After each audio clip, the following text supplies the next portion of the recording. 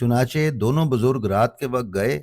رسول خدا نے فرمایا، یا علی تم میری پشت پر سوار ہو جاؤ۔ اس وقت کعبہ کی بلندی 40 ہاتھ تھی۔ رسول خدا صلی اللہ علیہ وآلہ وسلم نے انہیں اٹھایا اور پوچھا، کیا آپ پہنچ گئے ہیں؟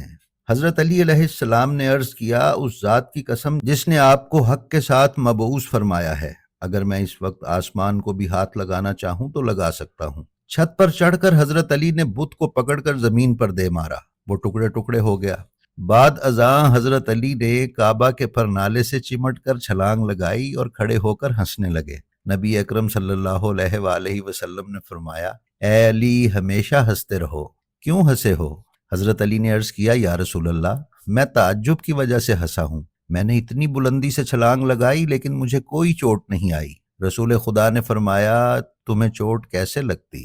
تمہیں بلند کرنے والا محمد تھا اور اتارنے والا جبرائیل تھا۔